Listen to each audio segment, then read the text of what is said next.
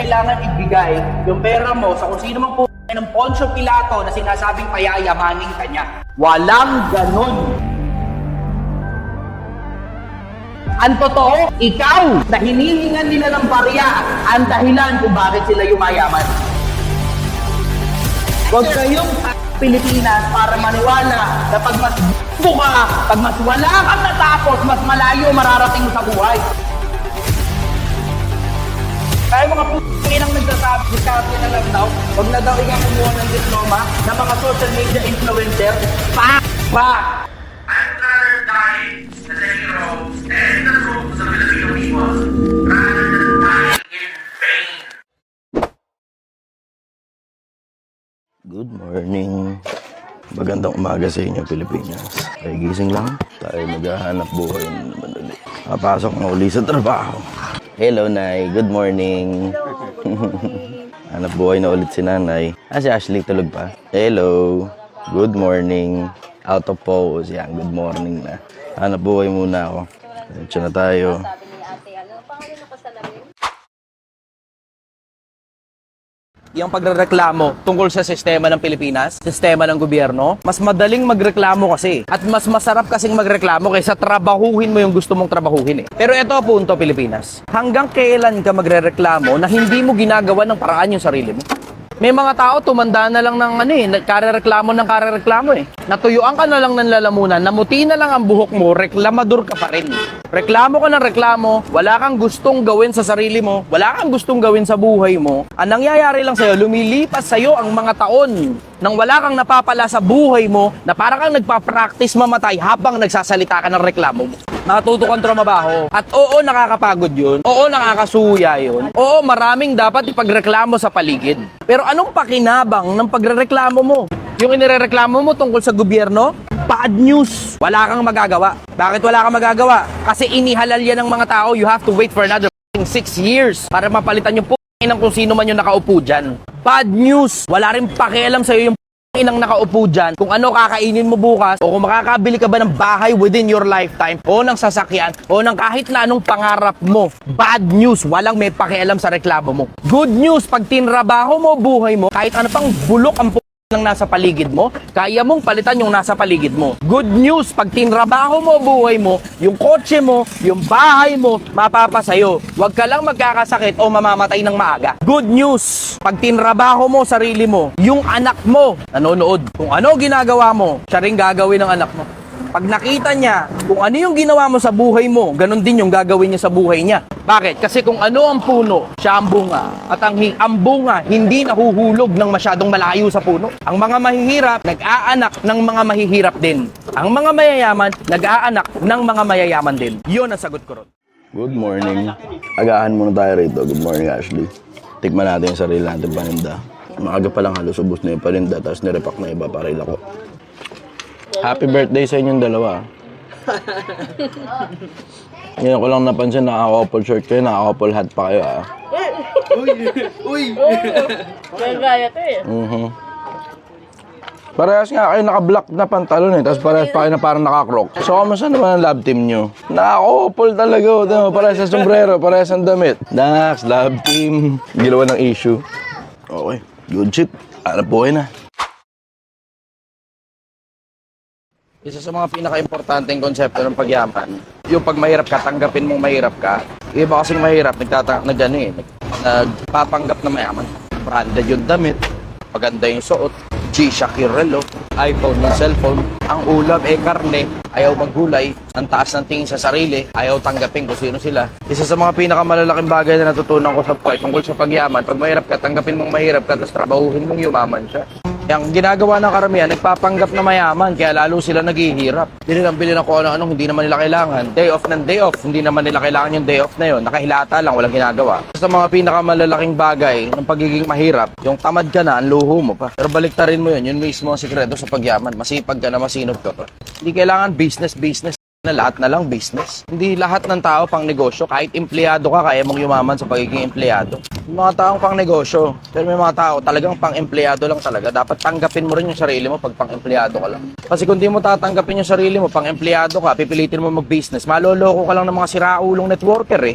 Business ko, no? Ano malay mo sa pagbi-business? Akala mo yung mga taong nakapaligid sa'yo, mag-guide sa'yo para matuto ka mag-business? Hindi, walang pakialam sa'yo yan. Ang pakialam niya lang yan sa'yo, pera mo. As long as binibigay mo yung pera mo sa kanila, good shot ka sa kanila, tapos nagpapanggap silang tinuturuan ka mag-business. Ang totoo, hindi naman eh. Hindi ka nila tinuturuan mag-business. Karamihan dyan sa mga networking na yan, sila rin mismo walang business. Yung mga kotse nila, katapos nila sa networking, ipeprenda nila, isosoli nila yung susi, babalik sila sa kung saan mga squatters area sila nakatira na wala nga ni parking lot. Even worse, yung iba, nagpapanggap na nabili dahil sa networking yung mga kotse nila, pero totoo, bigay ni mommy and daddy. Pag mahirap ka, gusto mo yumaman, tanggapin mong mahirap ka. Yun ang pag-asa para umasenso. At siguraduhin mong pinalinindigan mong mahirap ka. Huwag kang gagastos ng higit kaysa kaya mo.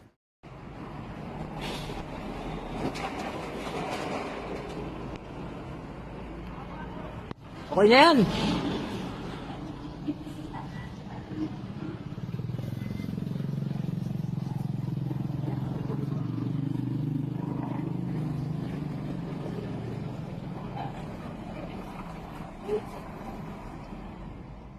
Good morning, Pilipinas. Hanap buhay na naman.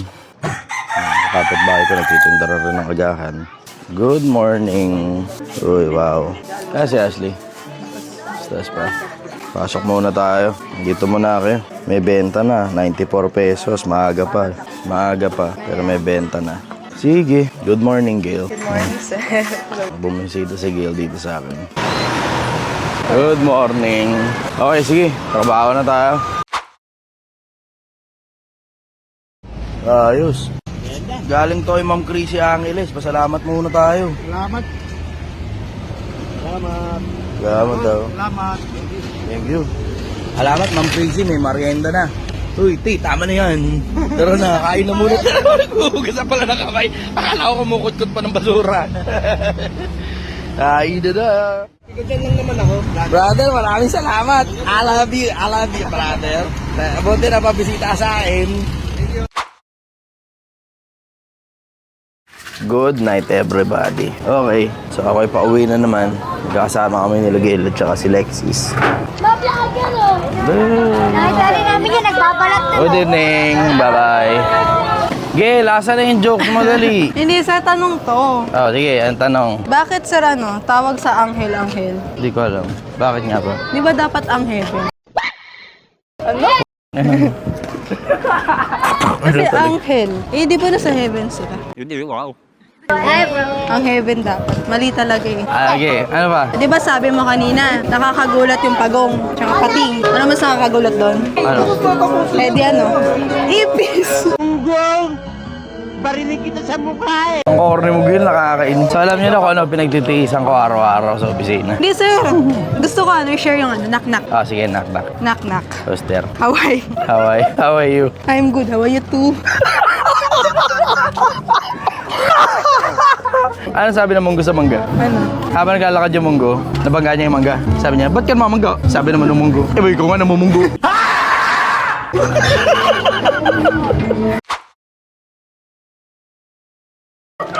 Oh, may aso sa loob ng bahay. Baka naman, puta panalo ah. Swabe yun ah. Good night everybody. Andito na ako. Okay, good morning sa inyo.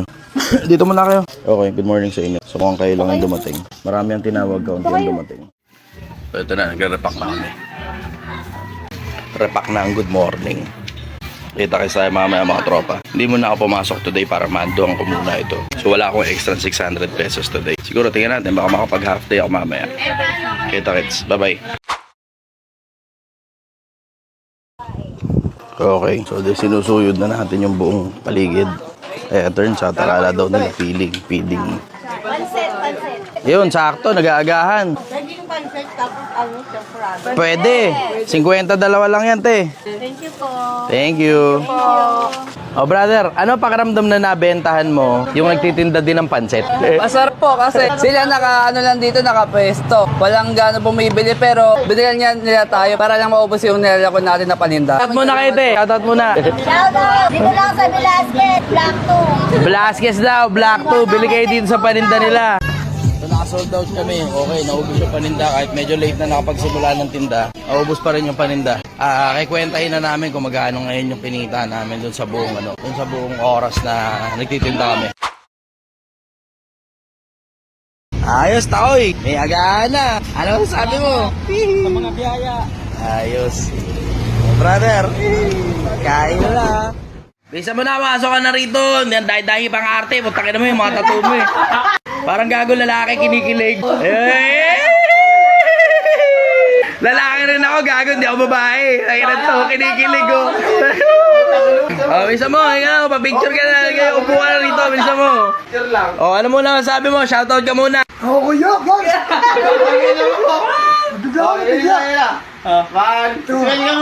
Smile ka muna, dali. Pakita mo na ipin mo. Hindi ko tapos dito ka eh. Okay lang yan. Ayos. So, di kakatapos lang ng meeting namin. Inabot ng madaling araw kasi may nakipag-usap sa amin. Medyo mataas na tao. And ako naman, kumakalob na naman yung baga ko. Not much of a choice. Absent uli ako mamaya. Pero iniisip ko na rin naman na mag-resign. Nakausap ko na rin naman si Madam tungkol doon. Mamaya, pagising ko, kita-kita na lang tayo. Okay, kagigising ko lang. Inising ako na itong mga to. 11:28 ng umaga. Medyo okay na yung pakaramdam ko. Okay ka muna, Gabe. Okay ka muna. Hello guys, galing kami sa pagtitinda guys. Medyo mabigat pa rin ang kapirason. Parang sabi ko. Mas good shit na ako ngayon kasi nakatulog ako ng mahaba. Kaya magre-resign na ako sa junk shop. Abiso ng kay Madam. Pero alam naman na niya. At least mamaya magiging foreman na. Kita-kits mga tropa. Galingan nyo Pilipinas. Meron akong kasamang magmerienda. Mabisa, brother. Shoutout ka muna. Hello po, shoutout po sa inyo. Military siya at bumisita sa akin dito para makapagmeriendang kasama ko. Magandang araw sa inyo Pilipinas. Galingan nyo sa buhay.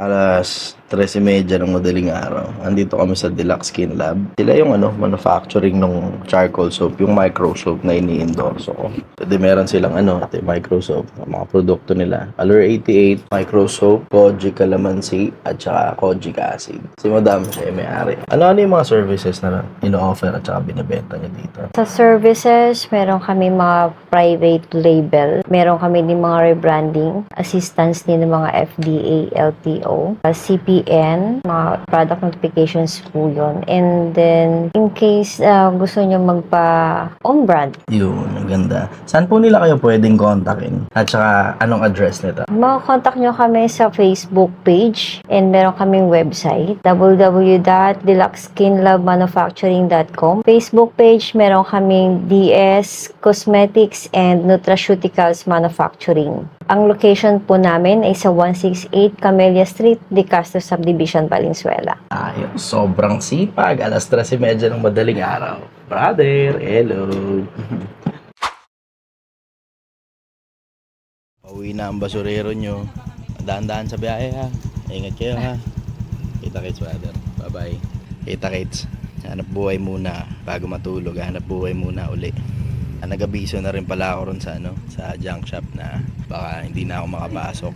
Ipo-focus na ako rin sa hanap buhay nung kila Ashley. So kailangan ko ngayon bumugbog para kumita sila ng gusto, tapos ma-turnover ko sa kanila yung hanap buhay ng maayos naman para tuloy-tuloy na yung hanap buhay nila Ashley. Okay? Kita kits, good night. Pauwi na ako. Bye-bye.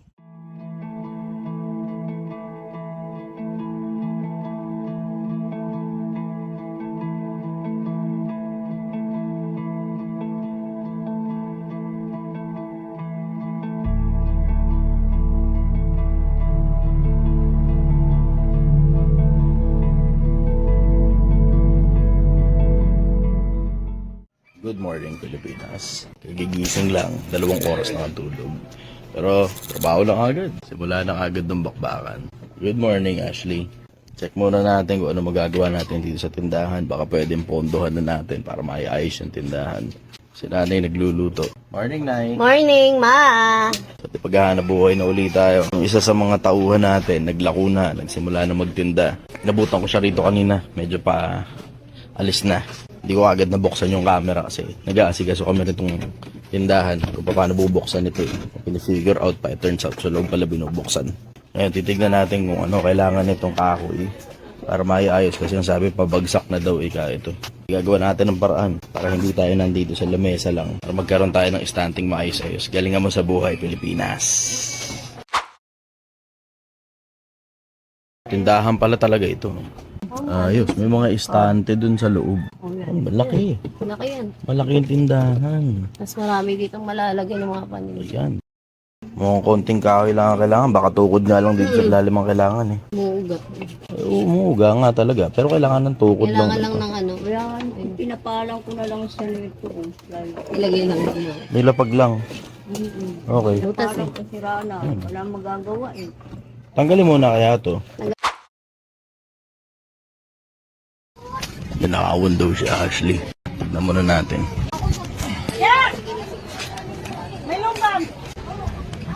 Pinakay ko muna si Sino kumuha? kasi posibleng wala, alam ko talaga, sigurado ako eh. Ayun eh. Yung babae kanina, kasama ng pamangkin ko. Sino yun? Yung may bitbit na bata. Kasi sila lang naman pinakay ko, di ba ginising natin sila. Tapos sabi ko, doon muna kayo sa taas. Sino ba yun? Mga 10 minutes. Yung asawa ng pamangkin ko. Yung nagtitipid ka, sana kawin na. Nakabukod kasi siya, nakaganto yung 2,000. Tapos yung 1,000 nakaganto. Pambayad ko sana kahapon, kaso walang baril. Ginanto ko lang. Pero nakasarado yan. Siguro akala niya, hindi ko alam. Umalis eh. Kaya ba na, pera lang naman ang kaya nilang kunin eh. Kamusta ka Pilipinas? Ako ay nagbibihis ngayon, pupunta ako kay Boss Parak. Pag-usap kami, ganito humanap ng supplier. Tingin-tingin ka muna kung sino ba pwede supplier ng kung ano man, tapos pwede mong i-resell yun, tapos tutubo ka, kikita ka. Ganito kasimple kumuha ng hanap buhay mga tropa. Di ba na kailangan magbayad sa kung sino-sino, siraulong guru-guruhan sa internet. Simple lang naman ang konsepto di ba? I-offer mo yung hanap buhay. Kung gusto nila, kakagatin nila yan. Kung ayaw nila, hindi. Pero wag mong papangakuan na para bang ang dating passive income, yayaman sila, walang kailangan gawin na parang networking. Ingatan nyo yung sarili nyo sa mga ganun. Biyahe na muna ako, punta ako kay Boss Parak. Kita-kits mga tropa.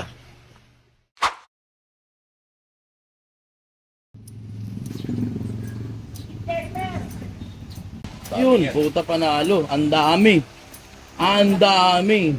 Ang nabibenta ko nito per day nung dito sa Raon sa Tondo, nasa 150 pieces pinakamababa per day. Ang retail ako nito dyan sa harap eh. Sabi mo patungan mo ng 50 pesos o kung sa 150 pieces, 7.5. Bigay ka sa nagbabantay ng 1,000, may 6.5 ka pa rin. Ito, katulad nito, ang bentahan ko nito 47 brand sa online, 500, 400.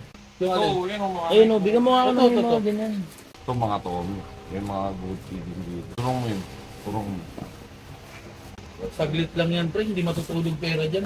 Tayo kasi sa Pilipinas, number 1 tayo sa Asia na mahilig sa cup. Oo, totoo. Yan, lalaki Ay, babae. ang ganda oh. Pero Tommy ano ito, pre, ang Hilfiger. tawag dito, HQR. Mga high quality replica yan. Okay. Panalo. Pero ito kasi yung style nito, wala kang makikita kapareho nito Sa dito. Divisoria, wala. Wala yan, iba ang ano niyan, tindig niya. Oh, ganito mag-reseller mga tropa. Hindi puta bibigay mo lang yung pera mo tapos sasabihin wala kang gagawin, tutubo ka lang agad. Gusto nyo ba umaman ng walang gagawin? Gago, walang ganon.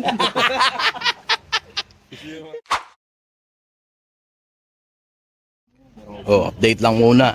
Ito, nakabili na ako. Isang set yan ng mga sombrero. Ngayon, tutulak natin dito yan. Para mabilisan, quick pass lang. Easy man, agad. Hanap na tayo na may pera para isang bultuhan gagad yung bentahan. Hindi na tingi-tingi pa. Matagal yun. Isang bultuhan na agad. Galing naman supplier to eh. Yan yung kasimple mag-reseller. Hindi kailangan ito. Online course pang yan. Sasabi, yayaman. Ako, nakaulan, piduhan, kuhan. Ganyan mag-reseller. Bili ka. Tapos pasa mo agad sa iba. Tapos, ganun kasimple. So habang nag-aantay ng bibili ng sombrero, kami muna naglalako. Naglalako muna tayo. Wala tayong oras na sasayangin.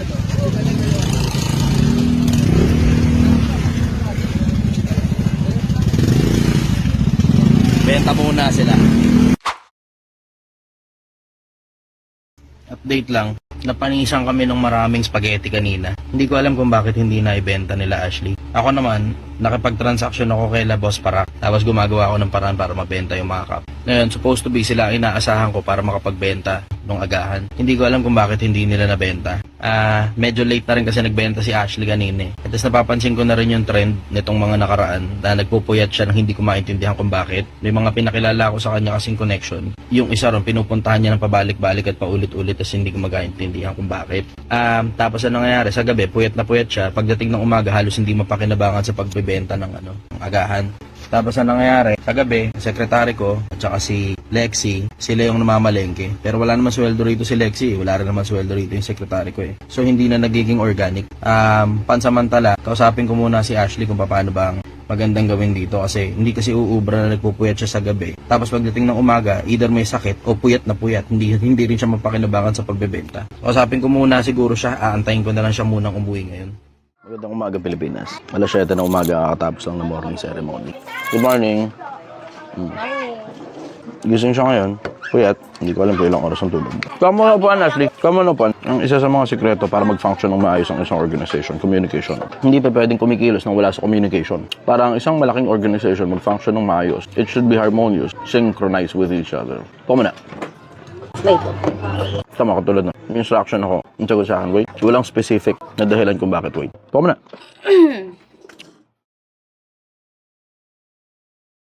Yan ganito, Ashley. Para gumana yung team, you have to make sure na lahat may communication. Hindi pa pwedeng kumikilos tayo nang walang communication whatsoever. Hindi ako pwedeng kumilos nang walang communication sa'yo. Hindi ka rin pwedeng kumilos nang walang communication sa akin. Kasi ang mangyayari, hindi tayo magkakaintindihan eh. No one will cover the ground. Pag napuyat ako, puyat ka din. Parehas tayong puyat, parehas bagsak yung negosyo sa umaga. Hindi ka nag-abiso sa akin. Kung nakapag-abiso ka sana sa akin na 300 pesos lang naman o 700 pesos lang naman yung kikitain mo doon. Nakapag-advise sana ako sa'yo na dito ka nalang mag-focus. Kasi pag nagbenta tayo sa umaga, ang kikitain 2,000, 3,000. Walang-wala yun dun sa kikitain mo ron sa pag-aasikaso ng aircon. Hindi natin gusto parehas tayong puyat. Ang dahilan kasi walang magko-cover sa umaga. So kung halimbawa mapupuyat ka sa gabi, you have to let me know para ako magko-cover sa umaga. Pag ako naman ang mapupuyat sa gabi for whatever reason, kailangan naman kitang abisuhan para ikaw naman ang magko-cover sa umaga. Kasi technically, kailangan kong i-endorso sa itong negosyo na kaya mo nang tumayo sa sarili mong paa. Sige, hindi ko na muna pinatulong sa pagbebenta. Ang dahilan kasi ako nagpapasweldo sa kanya gamit yung pera ng kumpanya ko.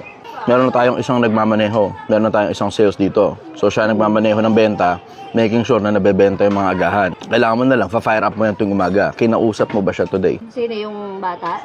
Tiyan mo, hindi mo kilala kung sino na taga-benta mo. Yun mismo ibig ko sabihin. Hindi mo kilala kung sino taga-benta mo. Gusto ko ipakilala sa'yo. Ang problema, pag nandito na siya, andito na rin ako, wala ka pa, tutulog ka pa.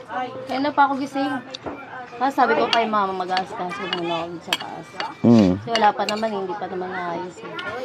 Technically, 3 araw na yata siyang nagbebenta. Pero hindi mo pa rin siya kilala hanggang ngayon.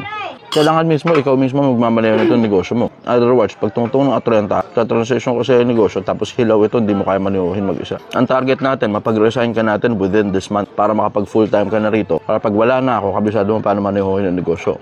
Ang magpapaputok dito sa negosyo mo, hindi itong paglalagay ng pwesto rito. Hindi importante yan. Bakit? Kasi yung pwesto na yan, yung mga dumadaan lang dito, ang bumibili niyan at nasa looban tayo. Ang magpapaputok nitong negosyo mo na talaga magpapapaldo talaga sa'yo ng pera, yung mga sales people mo na naglalako ng paninda. You make sure that they're well taken care of. You make sure na naaalagaan sila ng maayos, walang sakit ng ulo, walang problema. Lagi mo dapat silang, tuwing umaga, dapat lagi mo silang kinakausap, katulad ng ginagawa kong pakikipag-usap sa kanila. Pag hindi mo kinakausap ang sales people mo, for obvious reason, hindi fired up yan. Tapos, pagising, syempre, maaga tayo naghahanap buhay, tinatamad.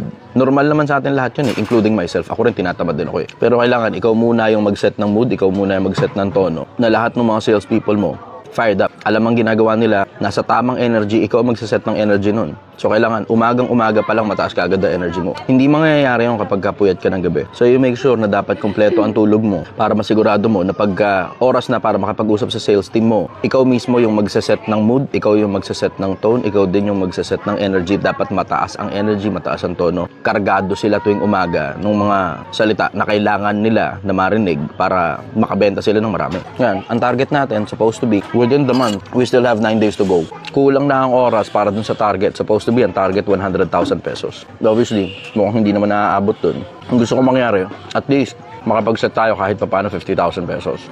Ang trouble natin, naghahanap ako ng mga salespeople na tuloy-tuloy na magbebenta. Ang problema, mga tao rito obvious naman come and go, diba? Meron na tayong nagbebenta tuloy-tuloy. Pero, sino dito sa mga pamilya mo yung pwedeng magbenta tuwing umaga? And si ate, tapos yung pamangkin ko. Palabasin mo sila. So ito, isa sa mga bagay na kailangan ninyong gawin, dapat yung regular na meeting. Dapat in-line kayo sa isa't isa. Good morning, Pilipinas. Ako ay ising na. Bisitahin na natin sila. Wala doon. Good morning. Okay. Yun, luto na. Luto na ang good morning. Okay to. Meron ng ganitong yun. Alright, ito mo, uusad tayo. Ayos. Baliktad pala t-shirt ko. Bubad kasi ko kagabi kasi sobrang init eh. Labas ko muna ang labesa para may ang konti makapag-live na. Kita-kits. Magandang umaga uli sa inyo, Pilipinas.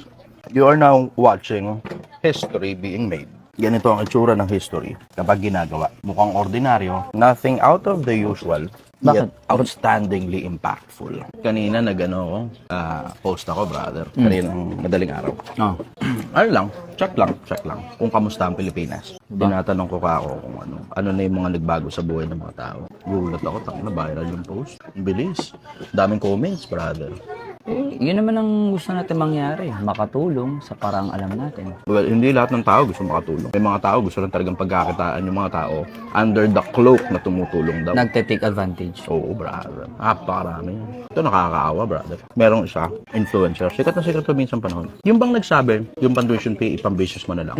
Oo, alam ko nga yan. Nako, solid, brother. Naawa ako sa kanya. Kasi kahapon tinitignan ko yung... Dumaan lang sa wall ko yung kabilang account. Kasi yung itong isang account, yung Chichester Official, hindi yung 2. Binlock niya eh. Kasi kinall out ko siya ron sa mga... Hindi naman siya specifically. Pero yung mga networker niya na ginagamit yung pangalan ko na sinasabi dahil daw sa kanya, kaya daw ako natutulong business. Kilala ko na yan. Kahapon, dumaan sa wall ko yung isang video. Siyempre, naalala ko kasi, may pinagsamahan ko nito, pa ko rin yun, diba? Naalala ko siya, tapos naalala ko pinagsamahan. Yung bang nag-flashback sa'yo yung mga good memories, good times. Sinek ko yung profile, pinanood ko yung mga 2-3 video. Naawa ako, brother. Bakit ka naawa? Meron dong isang video na sabi niya, bago ka mag-comment ng hate, bago ka magalit sa akin, hindi ito networking, hindi kita imbitahin sa networking. Tapos, may binibenta siyang bago. Blueprint daw ng success. Pero naawa ko kasi wala nang gusto manood sa kanya. Yung alam mo, nagbibenta siya ng bagay na alam niya, deep down inside, sa loob ng puso niya, alam niya talagang gagana. Okay, magandang umaga sa inyo, Pilipinas. Sumama na ako sa kanila para sa pagbebenta. May mga kasama pa kami. Almusal na po kayo! Sopas Lomi Champurado! Tama, ganito gumawa ng pera, Pilipinas. Huwag ka kasi masyadong tamad. Kilos ng kilos, kapal lang ng mukha. Sopas Lomi Champurado. 50 dalawa, isa 30. Pero mas better, dalawa na. Ano ba kuha na po kayo? Okay, brother. Banat! Kuya ate, almusal na po kayo! Sopas Lomi Champurado! Pag-inom na. Kaway muna kayo. Live ito, live. Shoutout. Shoutout sa akin. Shoutout sa akin. Sinoutout mo yung sarili mo. Okay. Shoutout sa Tulyaw dyan. Ano kayo? Oh, yeah, may bumili. Libre na shoutout. Kaway ka muna. Hello po. Shoutout. Okay, okay. Kay Francesca Joy. Francesca Joy daw, shoutout daw. Bawal ka pa magjowa, wala ka pang pasweldo ha. Okay. Okay, sige. Tara.